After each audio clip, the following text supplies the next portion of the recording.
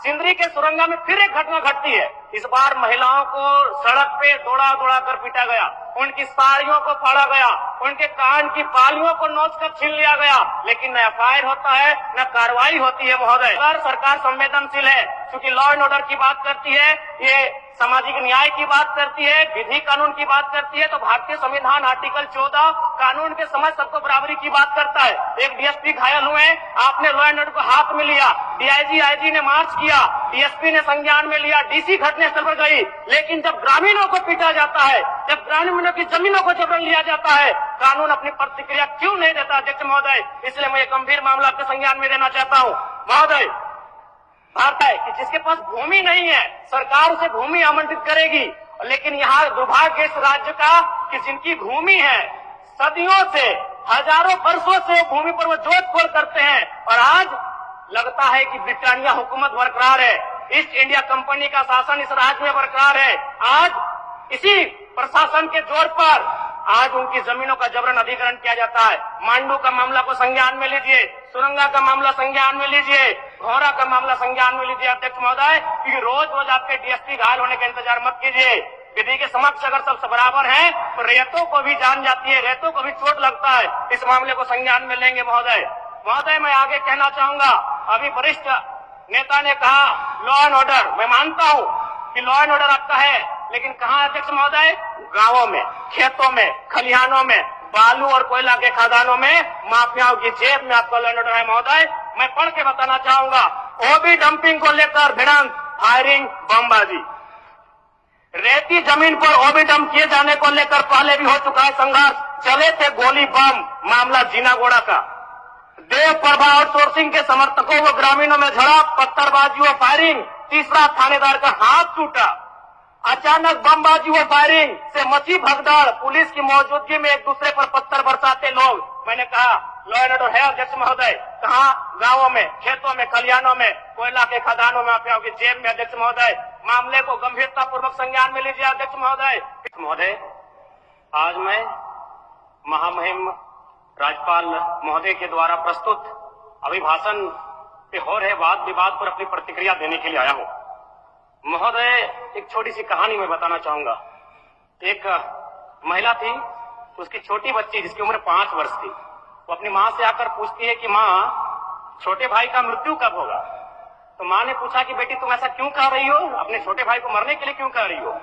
तो छोटी सी गुड़िया ने कहा कि माँ, बड़े भाई की जब मृत्यु हुई थी तो बहुत सारे लोग हमें खाना देने के लिए आए थे, हमारे घर में भोजन नहीं था, हमें कपड़े नहीं था, तो बहुत सारे लोग हमसे मिलने आए थे और हमें खाना देकर गए थे, और मैं चाहती हूँ कि छोटा भाई अगर मर जाएगा तो शायद बहुत सारे लोग आएंगे, हमें भोजन देंगे, हमें खाना देंगे, हमें कपड़े देंगे, क्योंकि हम 4-5 दिनों से भूखे हैं।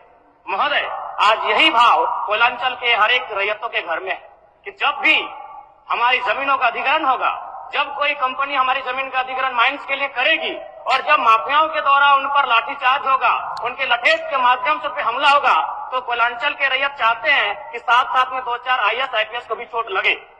क्यों लगे?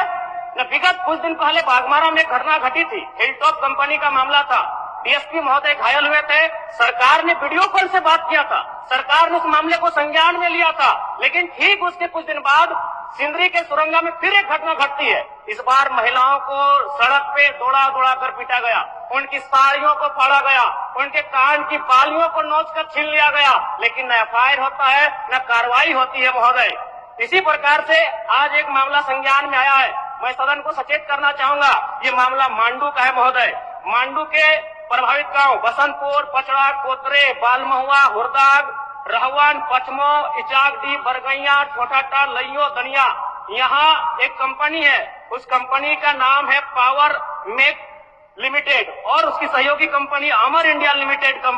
इनके माध्यम से खनन का कार्य होना है। अध्यक्ष महोदय, विगत 2-3 दिनों से लगभग 500 की संख्या में महिलाएं धरने पर बैठी हैं। ये मामला मैं सरकार को आपके माध्यम से संज्ञान में देना चाहता हूं। अगर सरकार संवेदनशील है, क्योंकि लॉ एंड ऑर्डर की बात करती है, ये सामाजिक न्याय की बात करती है, विधि कानून की बात करती है, तो भारतीय संविधान आर्टिकल 14 कानून के समझ सबको बराबरी की बात करता है। एक डीएसपी घायल हुए, आपने लॉ एंड ऑर्डर को हाथ में लिया, डीआईजी आईजी ने मार्च किया, डीएसपी ने संज्ञान में लिया, डीसी घटनास्थल पर गई, लेकिन जब ग्रामीणों को पीटा जाता है, जब ग्रामीणों की जमीनों को जबरन लिया जाता है, कानून अपनी प्रतिक्रिया क्यों नहीं देता अध्यक्ष महोदय? इसलिए मैं ये गंभीर मामला आपके संज्ञान में देना चाहता हूँ। महोदय, भारतीय संविधान आर्टिकल 301 कहता है, क्योंकि इससे पहले जो जमीन का मामला था वो हमारा मौलिक अधिकार था, लेकिन संशोधन करते हुए 300A में डाला गया है। वर्तमान में हमारा मौलिक अधिकार न होकर संवैधानिक अधिकार है अध्यक्ष महोदय।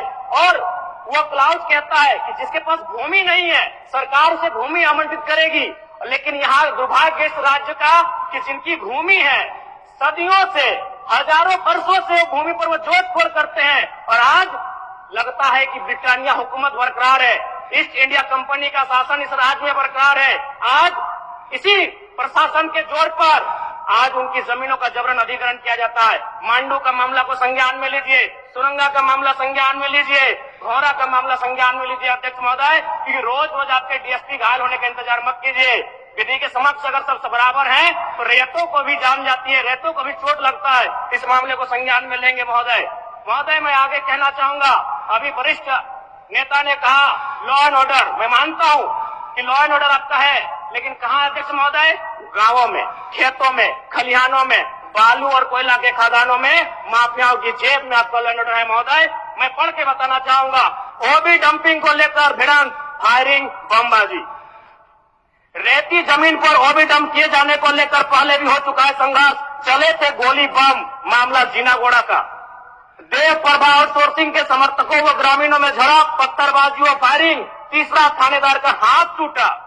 अचानक बमबाजी व फायरिंग से मची भगदड़, पुलिस की मौजूदगी में एक दूसरे पर पत्थर बरसाते लोग। मैंने कहा लॉ एंड ऑर्डर है अध्यक्ष महोदय, कहाँ? गांवों में, खेतों में, खलिहानों में, कोयला के खदानों में, माफियाओं की जेब में अध्यक्ष महोदय। मामले को गंभीरता पूर्वक संज्ञान में लीजिए अध्यक्ष महोदय। फिलहाल मांडू के मैंने जिन गांवों का नाम जिक्र किया है, अभी भी 500 महिलाएं धरने पर बैठी अध्यक्ष महोदय। अगर सरकार इस मामले को गंभीरता पूर्वक नहीं लेती अध्यक्ष महोदय, तो पागमारा और झरिया जैसी घटनाएं मांडू में घटित होने में देर नहीं लगी अध्यक्ष महोदय। इसलिए मैं चाहता हूं कि इस मामले को आप संज्ञान में ले।